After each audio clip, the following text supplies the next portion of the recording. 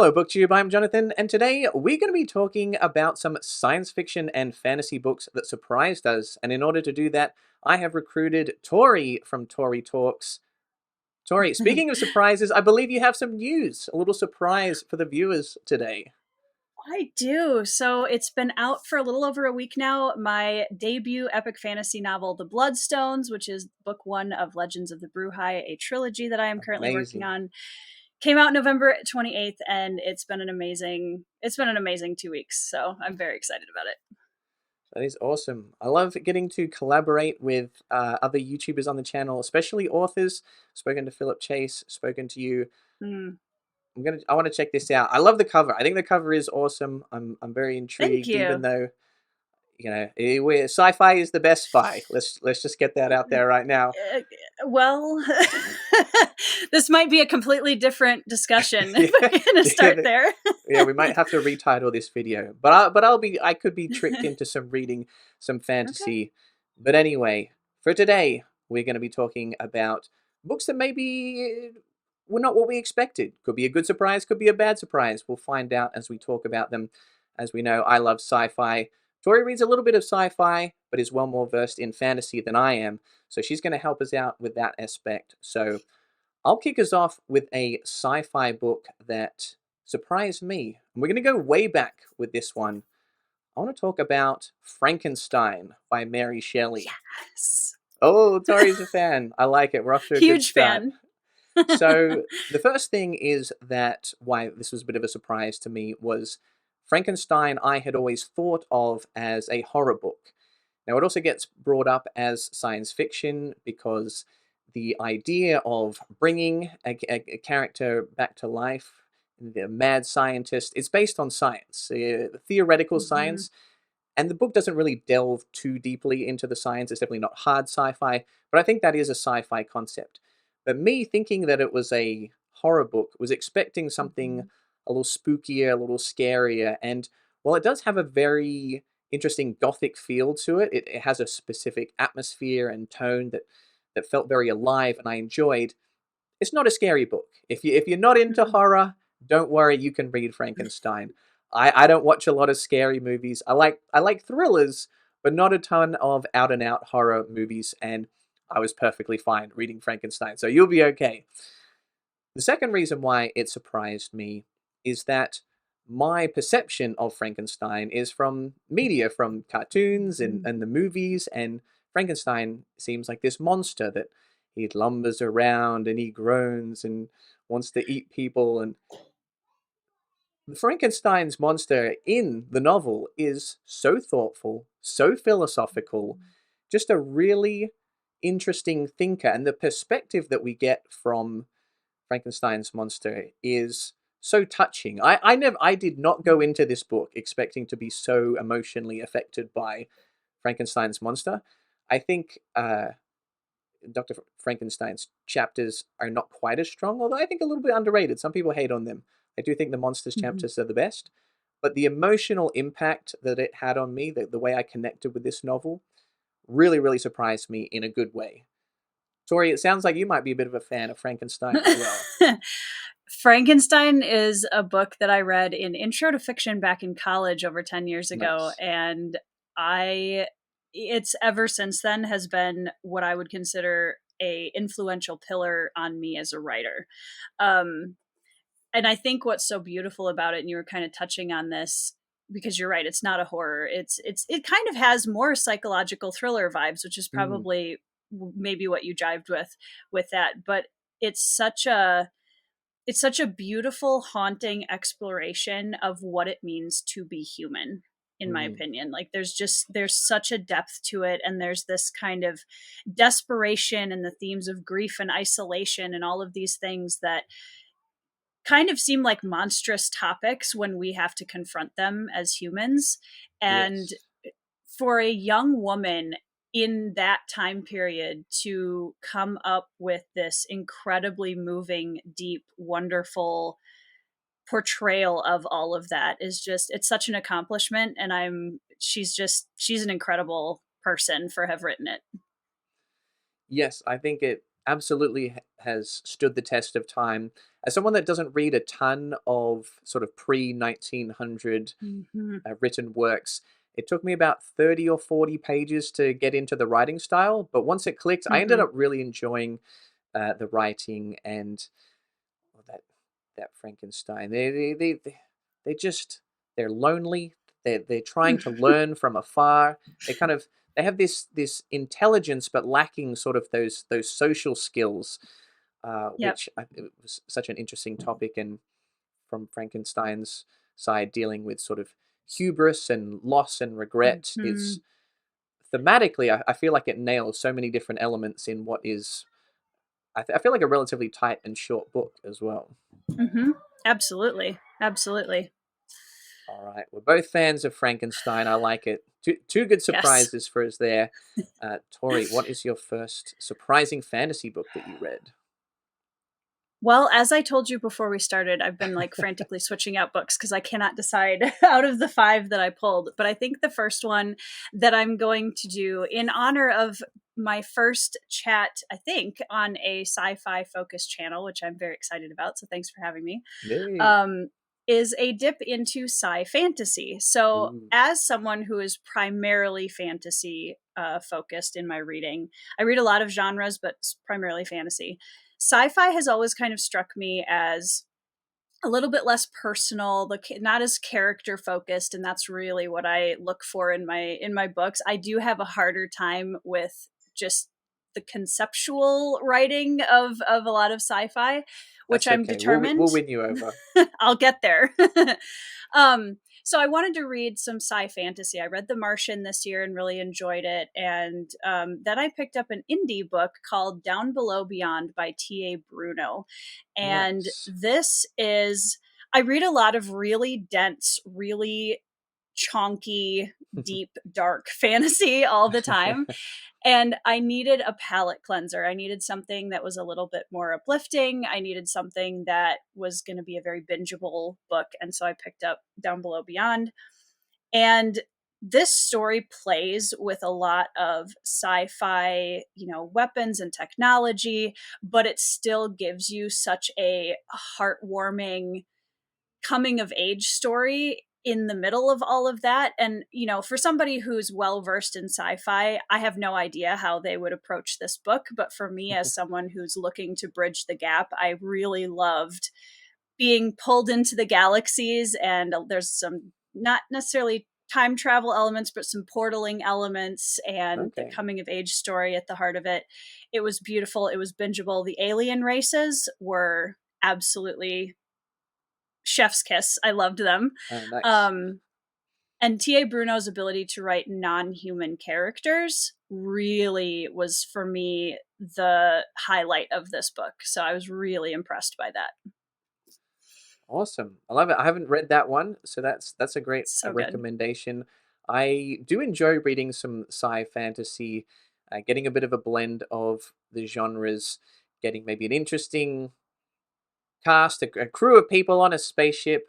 Off on an adventure Mm-hmm. we go to see what Yep. weird things we encounter out in space, and often a good sign of a good space opera or sci fantasy Mm-hmm. book is the ability to write aliens that truly feel alien. Yes. Because a lot Non of human. books you Yeah. have, this feels pretty human, just they're blue and have three arms, which Yes.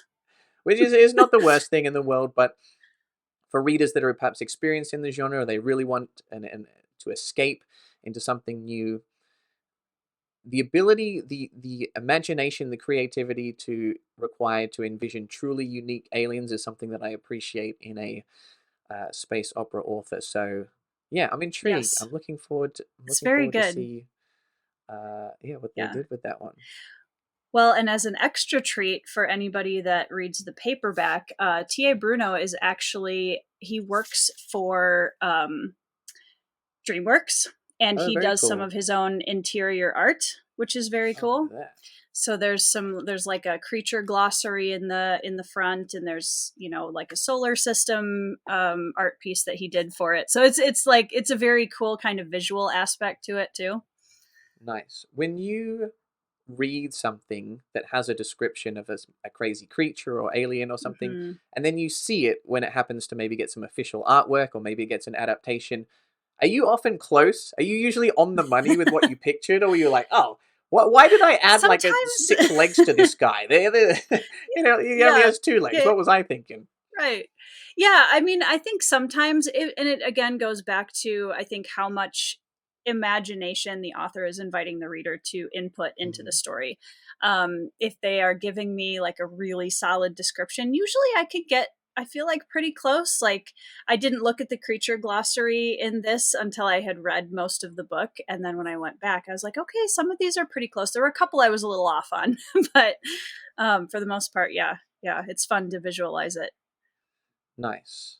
Yeah, I think I do a good job. And if I don't, that's it's the author's fault, probably. Yeah. That's right. It's should have never the just reader's should fault. have described it all. Yeah, yeah, yeah. The reader's always No. right, maybe. Yes. Okay. Awesome. I like it. Well, for my second science fiction book that I found surprising, we started pretty early sci-fi. We're going to move it up a little bit. Still some classic sci-fi. I'm going to go with More Than Human by Theodore Sturgeon. So this book is a little bit hard to explain, but we follow some characters that have both some disabilities but also some sort of supernatural abilities. And something that surprised me about the book was when you think of 1950s classic science fiction, you might think of writers like Arthur C. Clarke or Isaac Asimov, which have some great ideas, but aren't necessarily known as the most poetic of Mm, writers. They're the most flourishing and beautiful purple prose. Theodore de right. Sturgeon, definitely in the more literary camp within science fiction, because I found his writing to be absolutely beautiful. Almost Mm, every single page had something where I just wanted to stop for a moment and process and take it in and really think about it and just feel it. It was quite an emotional reading experience, both through the powerful themes that he was exploring and also just through some of the simple details, the descriptions I really connected with. So I was very impressed with his writing. The second thing that surprised me was while reading the book, it is split into parts, and we have these time jumps, and we'll go from following one group of characters to another group of characters, and that's not something my brain always likes. I'm like, hey, I was enjoying this, and then you took it away from me. I'm like a 2-year-old with candy. I'm like, give me back my candy. And yep. Theodore Sturgeon's like, no, it's time for some vegetables, and I was like, I don't want vegetables. How obscure? How much time do I want to spend with this metaphor getting more and more obscure? No more time. We've gone on long enough. Anyway, it's split into parts, and each time I'm like, okay, I'll reset my mind. It feels like we're starting a new book, and it doesn't feel like it's really all that connected to what you had just been reading. Mm, And just as you start to lose faith, old Theodore Sturgeon, everything clicks into place. He weaves it back in, it ties it back in, both narratively and thematically, and therefore, each subsequent jump, he's earned a little bit more faith from you and him. And he mhm, manages to do it over and over again with each part. And the ending of the book I found to be incredibly powerful. So, mm. More Than Human. A classic sci fi book for people that might not think they typically like classic sci fi. Oh, interesting. It kind of sounds almost like, so one of my favorite series in fantasy is Malazan Book of the Fallen, and there's a bit of that where you read book one and you're like, oh wow, okay, I'm invested, and then you open book two and you're on a different continent with different characters, and you're like, can wait, hold on a second.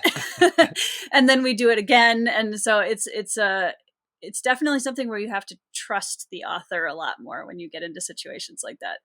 I'm glad you're the one that made that comparison because if a Malazan reader heard me comparing, like, oh, I read 80 pages and then the setting changed, they'd be like, try reading 800-page books again and again and again.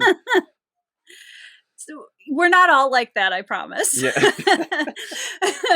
They would Yeah, be I mean, justified. That the attitude that I would be receiving, I would feel was justified. I think it is an interesting way of storytelling, though. Is, when you're definitely asking your reader to, okay, I know this is going to seem like a far fetched jump, Yes. however, trust me, we'll get there, you know? And I think that when authors can pull that off, it's really impressive. Agreed. Okay, Tori, what is your second surprising fantasy book? Okay, the next surprising fantasy book that I pulled off my shelf is We Are the Dead by Mike Shackle. This is Ooh, a spooky. it is a grim dark military fantasy novel, which I knew going into it. And grim dark is a sometimes it's called a subgenre of fantasy, but in talking a lot with some of my other fantasy nerd friends, there's a lot more. It's more of a tone, I think, because Mm, grimdark I feel like is something that can cross genres pretty easily, because you have things like Cormac McCarthy's The Road, which isn't okay. fantasy, right? It's literary fiction, but it has a very grim dark tone to it. Um, Yeah, true. and Grimdark is something that I'm kind of testing the waters right now, because I struggle a lot when Grimdark is pure nihilism, when Okay. there's no hope, there's nothing that, nothing to hold on to in the world, and it's just bad and awful and terrible all the time, and the characters are all, really awful to everyone all the time, and you're trying to find some kernel of something to hold on to Nope. through the No story. kernel for you. No kernels. So what surprised me so much about We Are the Dead was, first of all, I love character centered military fiction. And this was, I mean, the slogan is literally no more heroes. There's an invasion where Mm, all of the military heroes are pretty much wiped out, and it falls to the ordinary heroes in the streets, in their houses, to pick up the fight against the oppressive nation that's coming in to their country. And he tells the entire first book story within a span of 8 days, and it is so interesting. incredibly tense. It's so tense, and he weaves this massive epic scale invasion and these characters' lives, so character centric, all within a span of 8 days. And I put this book down, and I just could not stop thinking about it, because I was so surprised by the level of character detail while having such a true grim dark brutal world. It was a brilliant combo, and he pulled it off perfectly. Interesting. Yeah, I have read a little bit of military sci-fi, so Mm. maybe some of that would cross over into some military fantasy. And I do like books that either play with time or take a very specific approach to time. Mm-hmm. So in sci-fi, one of my favorite things is when a book is told over tens of thousands of years, Yeah. just because I like kind of having my mind blown with the scale of things. Yeah. But I also like books or films or stories where it's like, this is four characters in a building for 6 hours, and we go the opposite way. We really kind of, it's like a very micro Yeah. story. We really focus in on something. So, to have Yeah. what seems like, quite a lot of players, high stakes with this military grimdark fantasy, but on, told over 8 days, it's like a very sort of specific, intense story. Yeah. That's Well, it intriguing. takes such a, it's focusing so much on the survival aspect of the story, Mm, and it makes you realize, as you get like halfway to 2/3 through the book, how little time has actually passed, but every moment feels like a lifetime.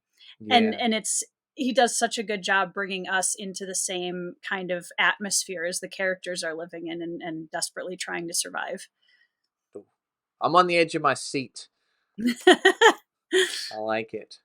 Okay, awesome. And for my third and final science fiction book that I found surprising, I think I might accidentally be going right to left here, but that's okay. As we move up the timeline in the history of sci-fi, not quite modern, but I'm going to go with Consider Phlebas by Ian M. Banks, the first book in the famed Culture series. So why is this book surprising? Well, the fans seem a little bit divided on whether you should start with Consider Fleabag, because each of the books in the Culture series are somewhat standalone. So you can just pick and choose based on what premise sounds good to you, or what reviews seem good, or what your friends have recommended. And a lot of people say to start with The Player of Games, which is book number 2. Mm. And that's what I did. I heard, you can skip one, and I'll get to why in a minute. But the Player of Games, that'll give you a good taste for the culture. And I agree. I started with book two. I read the Player of Games. I enjoyed it. I thought it had some interesting ideas. It got kind of surprisingly dark in moments and was quite memorable. Not an all-time favorite, but a book that I liked. Mhm. And I felt like I was able to pick up the culture series without having read book one. I then read Use of Weapons, book three, which is also very popular. I liked some aspects. I didn't like some other aspects. I liked the way that it played with structure, the timelines that overlapped, one going forward, one going backward. But it did sort of have a twist. And I'm not going to say what this other book is, but it reminded me of another book, a different book that I had just read, which was a little bit unfortunate because I think if I'd have read it first, that twist would have hit a bit harder for me. And Use Mm. of Weapons was actually published first. So it's a bit, it's a bit unfair that I'd read this more recent similar book just beforehand. But anyway, I was like, it's time to go back and reconsider Phlebas. So I thought I had heard, number one, you can skip it. You can, but I actually think it provides quite a lot of helpful backstory to the culture, so that this future society of the culture is kind of resource abundant, super high technology, a high reliance on machines and artificial intelligence and things like that. And I sort of liked hearing how it came about and how it's kind of dealt with opposition on the way to kind of becoming this intergalactic empire. Mm. Number two, I'd heard it was very slow. I didn't find it to be that slow. It has a very traditional space opera structure, so it's not quite as ambitious as some other culture books. But we were Mhm. constantly moving from place to place, so new parts of the adventure, new places to see, new missions to objectives to attempt to succeed in or fail at, and obstacles to overcome. I liked the way Mhm. things kept on moving. The third thing that I found surprising was it seems like most people hate the main character. I didn't necessarily like the main character. I wouldn't want to get a beer with the main character, but I didn't mind reading the main character because I thought that they had a very distinct perspective on the world. They had a firm Mm. approach to what they were doing and why they were doing it, and to them, it may their actions may have been justified, or maybe they were just convincing themselves it was justified.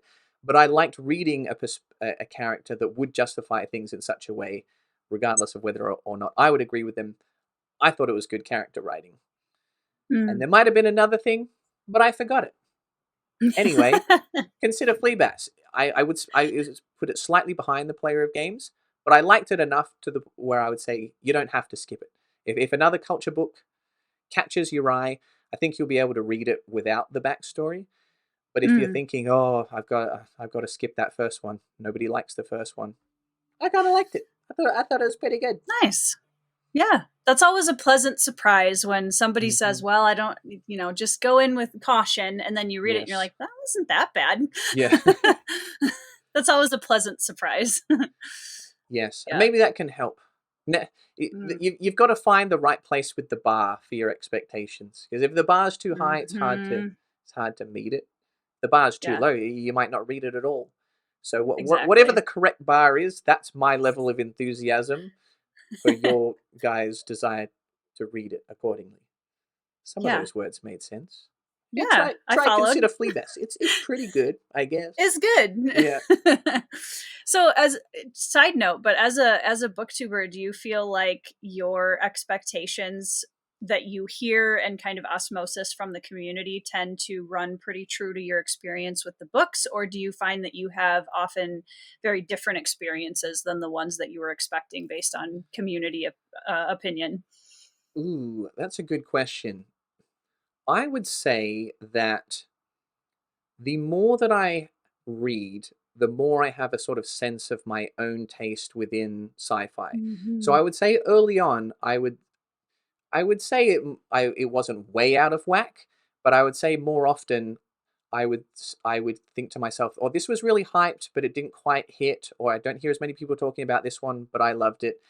And as I kind of realized the types of things that I like that I want to read, the the variance those two things have kind of come together a little bit Yeah. over time. I would say that my expectations can influence my emotional enjoyment, but I Mhm. think I'm good at separating my intellectual enjoyment or my analysis of the book. So what I mean by that is, let's say I'm going into a book expecting it to be a 9 out of 10, and it ends up Mm-hmm. being a 7. Seven's Mm-hmm. still pretty good, but you may be slightly disappointed. If you go into a Mm-hmm. book expecting it to be a 5 out of 10, 7 out of 10 is a nice surprise. But the 7 Right. out of 10 is the same as in the Either way. previous example, but emotionally you're a little bit happier about it. Right. But I think in both cases, I'm able to sort of intellectualize, analyze, reason to what is, and of course, this is on my own rating, the Jonathan subjective rating, the correct answer. I think in Right. both cases, I still come to the 7, which future Jonathan, distant, emotionally distant Jonathan, out of body experience Jonathan is like, good job, real Jonathan. You gave it the 7. That is the book that it deserved based on your taste and experience and Right. opinion. Yeah. Nice. What about that? Was a long answer. What about you, Tori? Do you have any crazy takes, uh, tastes in different that compared to the booktube hype train? Some, yeah. I think, like you, as I've grown more into the community and I've experienced more of the genres for myself, I'm able to identify my personal reading taste and how I feel Yeah, about things outside of everyone else's general consensus about things. So sometimes I fall in line with what the majority of people feel about a book, and sometimes I have a completely different take on it and I'm like, nope, guys, I don't know if we read the same book because yeah, I'm not seeing it. So, and I think it's learning that, getting more confident in that voice as well, and just being honest and saying, yep, nope, this one didn't really work for me, but I'm so happy that it worked for you. yes. So I want yeah, everyone to enjoy every book they read. Like if exactly. I read a book and I don't enjoy it, I don't want other people to read it and not like it, so I have Right. a disliking buddy. Like I No. You spent your time and money to read a book, which I think is great. That's part of why we get on BookTube to help promote Right. reading, get people to read more sci-fi and fantasy. If you liked it, I'm happy. I don't want to bring you over to the camp of this is bad. Right. Right. I, w- Exactly. I only share those opinions because if you know me and my reviews, and maybe you have similar tastes, or you know kind of what to look for in certain books, you can maybe still try it, but maybe prioritize something that you might be a bit more likely to enjoy. But Hmm. once you open that book, once you're on page 1, I hope you love it. I hope every book you read is your Exactly. favorite book of all time. Exactly. Well, and it's fun too because it allows us to, like, I have intentionally recommended books that I didn't jive with to people Hmm. because I knew it was going to really fit their reading tastes. And I was like, you know what? I didn't love this because it wasn't the right fit for me, but I think you're really going to have a great time with it.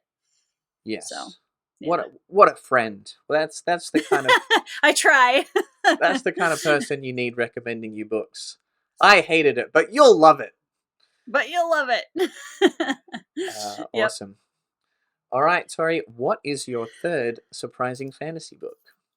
So this one, you touched on a couple of topics that I think fit so beautifully into the last one that I'm going to hold up, because we talked Nice. a little bit about the epic scale of things, which ties Mm, into it, and also learning our own voices within the community. And as we read, just as readers, as we get more experience within our genres of emphasis. And the Long Price Quartet by Daniel Abraham is, nice. first of all, surprising, before I say anything else about it, that it is not talked about more. First of all. And second, so this is the entire quartet in a book. So this is all 4 books together. Okay. And I have read 3 of the 4. I'm going to be finishing the 4th book probably in the next couple of weeks here. Nice. And I learned so much about myself as a reader through this series, which is the first thing that was a surprise to me. And it was a really pleasant, wonderful surprise, showing me, I think, the growth that I've had since reading epic fantasy for the first time. Because I love some good action. I love the really intense military fantasy. I like the really dark fantasy. I love to be drawn into the moment right away and never let go through the entire experience. Um, And I got to this series, and this is slow burn fantasy at its absolute finest. And it is so brilliantly written. This kind of prose is so rich, and every line matters. And there's such a profound nature to the way that Daniel Abraham explores his themes and his characters.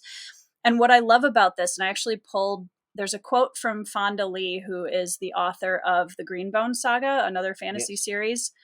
The term epic fantasy conjures an expectations of vast continents, kingdoms, and armies, the rise and fall of nations, but there is also an epic scale to be found in a single life. And Mm. I love that quote. I want to frame it and put it on my wall. And I realized when I read it that that's the type of books that I love to read, where you have this epic scale like this book has. It has a big world, and I mean it's very just epic in nature, but the real profound truths in it are tied down to the decisions made in individual lives and how that changes countries and the world itself over generations. And it is so powerful. This book has changed me as a reader Wow. completely this year, and I love it so much. So that is my final, was a huge surprise, and I got to explore a lot of things about myself as a reader through the process, which is very cool. Nice. That's a very cool quote. I like sort of that the perspective, or sort of being able to relate to something that seems so much bigger than you and your own Yeah, experience, and you could be experience something, whatever it is. And I just like the idea that in that moment you can think to yourself, I am epic fantasy. that's right. This is Yeah. this Well, is and I my think epic journey. this is my epic journey through this book. Well, I think it's cool, and one of the things that I see as a tie-in between the sister genres of sci-fi and fantasy is in sci-fi you have this vastness of space, and how small are these characters in the vastness of the universes that they inhabit. And in fantasy, it's kind of a similar thing, because you have these single lives in the midst of these vast worlds with all of these moving armies, and oftentimes dragons and magic, and Yeah. and just these, like, what can one person do against that kind of scope. And I just find those stories to be absolutely riveting. Yes, I love stories that can sort of blow your mind on a macro level, but then Mm-hmm. also affect you on a personal level. To kind of Yep. have a story that can be looked at from both a zoomed in and a zoomed out perspective is something that Yep. I always appreciate in a writer. And I noticed you had a lot of sticky notes on that book. I don't want to put you on the spot. Care to explain? Yes. Look at this. I I try to mark things where there are some conversations, especially between characters in here, that are just such raw, honest human moments that Mm, I went back and had to just reread it, and just read it slower and really let it sink in. And you kind of finish reading the bit, and you just sit and put the book down and go, wow. Like, and you just have to sit with it for a little bit. So anytime there was a moment like that, where there was a conversation or a line that really hit me, that I had to stop and go back. And this isn't exhaustive. There were so many other ones, but these were the ones that I was like, okay, I have to remember where this is. So yeah, I do use a lot of Post-it notes in the books that I read. wow. A part of me thinks that feels too much like homework, but the other part of me is very, very impressed. I think that's I just impressed don't want by to lose your it. yeah, impressed by your dedication, also, and also impressed by the book Thank you. that there were that many sticky note worthy moments. I Yep. have not read Daniel Abraham, but I have, because Daniel Abraham, The I believe, Expanse. is one half of James S.A. Corey, along with writing partner Yes. Ty Frank, and I completed The Expanse this year. I read all of the Nice. 9 main novels in the series, and I like them. Overall it was a 4-star series for me, but Okay. there were a couple of pretty great high points. Book 1 I really enjoyed, and then book 8, Tiamat's Wrath. Mm. So I like that they were together. If it was 1 and 2 and then it was all downhill, the journey wouldn't have felt as Right. worth it. But I like that it was almost bookended by two of the best books in the series. So Yeah. if I ever once I read all the sci-fi, once I've ticked off all the science fiction, the Long Price Quartet might have to be one of the first fantasy books that I try. Sounds good. Well, I hope if and when you wade your way through the massive amounts of sci-fi TBR that I'm sure you have, I hope you enjoy it. Yes.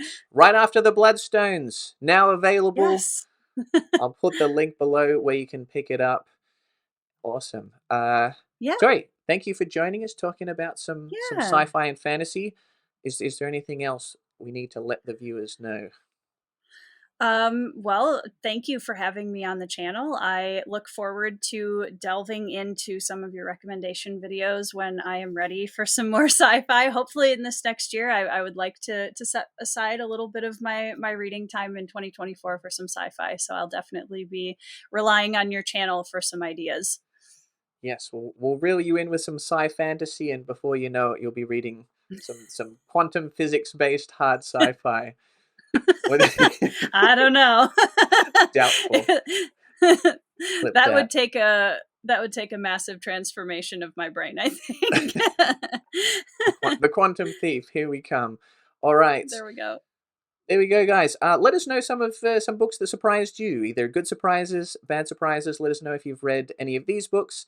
Check out Tori's channel. Check out Tori's book, and you can find more sci-fi content over here.